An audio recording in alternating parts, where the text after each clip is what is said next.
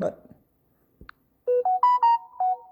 District 00 chapitre 8, séquence de rêve de Charlie Séoul, Corée du Sud, épisode 1, Vice-Feu accent aigu VR, 2021. Kim n'était pas le même enfant assassin que nous connaissions, quels que soient les produits chimiques ou les hormones que les scientifiques fous nord-coréens lui avaient injectés pour provoquer sa métamorphose atteignait la fin de sa demi-vie. Elle était furieuse la plupart du temps et était physiquement agressive. Elle a tenté de se faire du mal et de blesser les autres qui se sont rapprochés d'elle. Elle était rapide et forte, agissant plus comme une enfant sauvage avec un mépris total pour sa propre sécurité ou celle des autres. Elle a mordu et griffé et, imitant la posture de sommeil d'un chien, s'est recroquevillée en position fétale. Son visage avait grossi d'au moins 30%. Son corps avait augmenté de masse musculaire avec de longs cheveux indomptés couvrant la majeure partie, sinon la totalité, de son visage. Elle avait aussi la voix grave d'un homme. Ses yeux étaient dépourvus de couleur, ses rétines se fondaient dans ses globes oculaires, ne montrant aucune couleur distincte pour les distinguer de toute autre chose. Elle ne parlait pas de langage humain. Elle faisait des bruits étranges avec de la salive dégoulinant de sa bouche à chaque fois qu'elle l'ouvrait. Sa cellule était notre premier arrêt. Notre équipe de 6 personnes avait été chargée de gérer une très petite partie du district 00. D'autres équipes avaient été chargées de gérer les résidences restantes. Le premier lieutenant Duke, 4 dignitaires civils, 2 anciens maires d'Islande et 2 anciens membres du Congrès de Gambie et moi formions l'équipe. Pendant les 12 prochaines heures, nous avions l'intention de rester en un seul morceau. D'après le briefing, nous avions appris que les habitants du district 00 avaient tendance à tuer. Ils étaient complètement psychotiques, ayant perdu la raison et transformés en sauvages furieux. Parmi les résidents se trouvaient les bulldogs mutés et d'autres créatures utilisées comme expérience scientifique que quelqu'un avait capturées. Félicitations à quiconque avait capturé ces créatures. Les 4 dignitaires se tenaient à environ 25 mètres de la cellule de Kim. Leur silence signifiait qu'ils méprisaient Kim, ils détestaient toutes les créatures capturées. Ils ont vilipendé l'environnement post-nucléaire et ont détesté tout ce qui concerne la péninsule coréenne. L'un d'eux a jeté un bagel moisi sur l'enfant. Cela l'a frappé à la tête. Elle s'est réveillée et est immédiatement passée en mode frénétique. Elle a crié les 2 mains tendues vers les 4 civils. Jamie et moi avons pris du recul et avons regardé.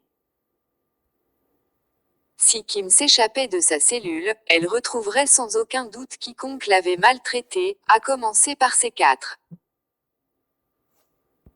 Un autre civil a frappé la tête de Kim avec un bâton qu'elle portait comme arme. Kim a attrapé le bâton et l'a arraché à son bourreau. L'enfant la balança largement. Pendant les quelques minutes suivantes, Jamie et moi avons regardé avec incrédulité. Il est évident que les Norvégiens ignorent les règles de la Convention de Genève concernant le bien-être de tout prisonnier de guerre. Soit ça, soit ils s'en foutent des règles et règlements. J'ai attrapé Jamie par le haut du bras et l'ai empêché d'intervenir au nom de l'enfant. Je sais, Major Sray, regardez, écoutez et apprenez, a déclaré le premier lieutenant Jamie Duke, répétant le mantra que je lui avais appris à son arrivée. L'un des civils a fait des grimaces à Kim. Les trois autres rirent. Cela a mis l'enfant en colère. Elle leur a jeté un bâton. Ils esquivèrent, rirent et pointèrent leurs doigts sur elle. Kim a crié avec les deux mains saisissant les barres d'acier et les secouant violemment, elle voulait sortir. Le directeur du district 00 est venu avec 4 assistants. Le directeur Johan Sir venait de Suède. Ancien procureur général de Suède, il était grand avec une tête pleine de cheveux et de grandes lunettes. Ces 4 assistants étaient des dignitaires de plusieurs pays. Le directeur Sir se tenait les mains croisées en fronçant les sourcils aux 4 dignitaires qui taquinaient Kim. Il fronça brièvement les sourcils à Jamie et moi, ses yeux plissés laissant entendre que nous, les 2 membres de l'armée, étions aussi coupables que les 4 civils de ne pas être intervenus en faveur de l'enfant. Y a-t-il un problème? Demanda le directeur Sir. Les 4 civils ont regardé passivement le directeur, puis l'ont complètement renvoyé. Au moins, ils avaient arrêté de taquiner Kim, qui à ce stade était furieux. Elle a crié à plein poumon en grinçant des dents. De la mousse s'était formée dans les coins de sa bouche. Elle agissait comme si elle était possédée par un démon.